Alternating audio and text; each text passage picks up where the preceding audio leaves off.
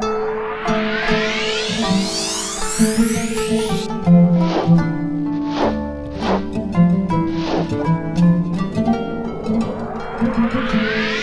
alaikum wa rahmatullahi wa barakatuh.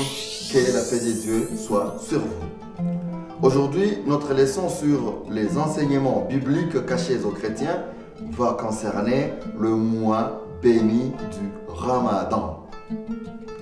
Le Ramadan dans la Bible, ça paraît fou, inadmissible, incompréhensif. Parce que pour les chrétiens, le Ramadan c'est un jeûne de musulmans et c'est aux musulmans de jeûner le mois béni de Ramadan. Mais moi je dis que le Ramadan se trouve dans la Bible. Le jeûne du mois de Ramadan est biblique et que les chrétiens n'ont jamais eu accès à cet enseignement. Tout d'abord, sachez que les musulmans, nous jeûnons le mois sacré du Ramadan parce que c'est une prescription divine. C'est Allah lui-même qui nous a prescrit le jeûne pendant le 9e mois du calendrier musulman, le mois qu'on appelle Ramadan. Et cette prescription, nous allons la trouver dans le Coran, dans la sourate Al-Baqarah, donc la deuxième sourate du Coran, son verset 183 et son verset 185 disent Ya ayyuhalladhina amanu kutiba alaykumus siyam kama kutiba alal ladhina min qablikum la'allakum tattaqun شهر رمضان الذي أنزل فيه القرآن هدى للناس وبينات من الهدى والفرقان. Ô vous qui croyez, on vous a prescrit un jeûne comme on l'a prescrit à ceux d'avant vous, ainsi atteindrez-vous la piété. Ces jours sont le mois de Ramadan, au cours duquel le Coran a été descendu, comme guide pour les gens et preuve claire de la bonne direction et du discernement. C'est par ce verset que tous les musulmans du monde considèrent le mois de Ramadan comme un jeûne obligatoire. C'est bien qu'en islam il y a plusieurs jeûnes dont les uns sont surérogatoires, mais Ramadan est un jeûne obligatoire parce que c'est une prescription d'Allah subhanahu wa ta'ala lui-même à son prophète Mohammed et à tous les croyants. Et Dieu lui-même dit qu'il nous l'a prescrit comme il l'avait prescrit à ceux qui ont existé avant nous.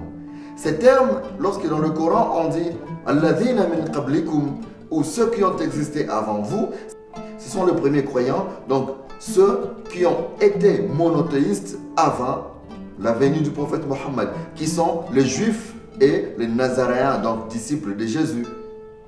Ceci étant, comprenons donc que le jeûne du mois de Ramadan, dans lequel est descendu le Coran, ou a été révélé le Coran, a été prescrit avant nous aux juifs ou aux nazaréens, disciples de Jésus. Alors cette information, vous allez la donner aux chrétiens qui se croient être disciples de Jésus, ils vous diront non. Donnez cette information aux juifs, ils vous diront non.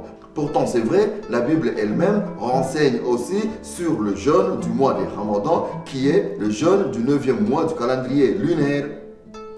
Tout d'abord, je vais commencer par vous montrer pourquoi est-ce que l'on jeûne. Dans le verset 183 de la deuxième sourate du Coran, Dieu dit que c'est pour que nous atteignions la piété. Donc c'est pour que nous ayons une grande dimension spirituelle, pour que nous ayons une grande foi.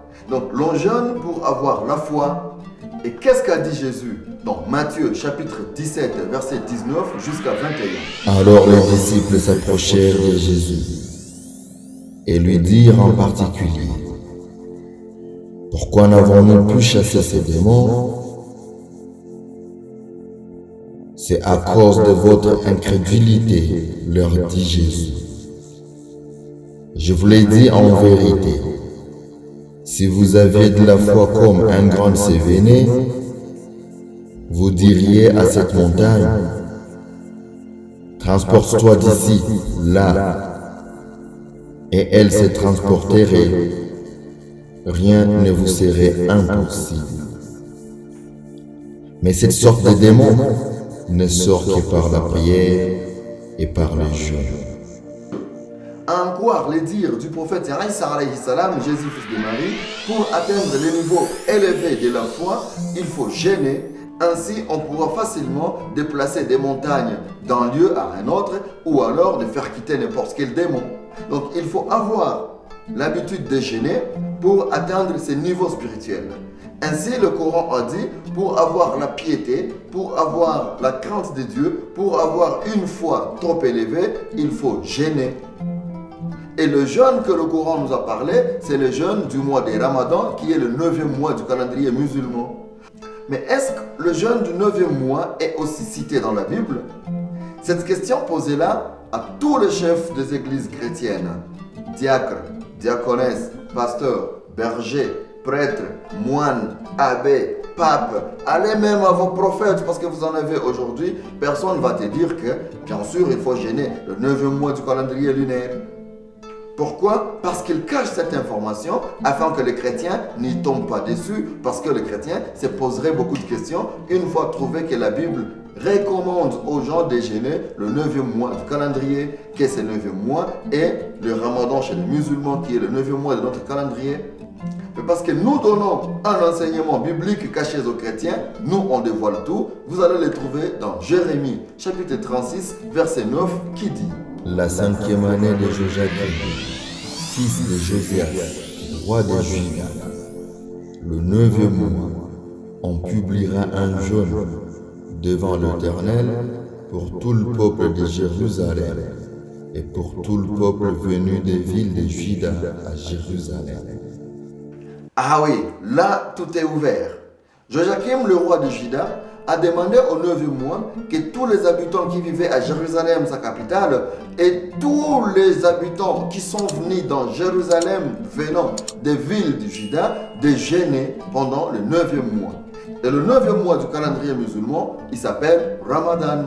Donc le roi Joachim, fils de Josias, a demandé à tous les habitants de Jérusalem et tous ceux qui sont venus dans Jérusalem en provenance des villes de Juda de jeûner le mois de Ramadan, qui est le 9e mois du calendrier. Alors, lorsque nous, musulmans, nous jeûnons le Ramadan, c'est parce que nous nous conformons au Coran qui nous enseigne et nous prescrit le jeûne du Ramadan, qui est notre 9e mois. Mais vous, chrétiens, est-ce que vous suivez la Bible en jeûnant le 9e mois de votre calendrier?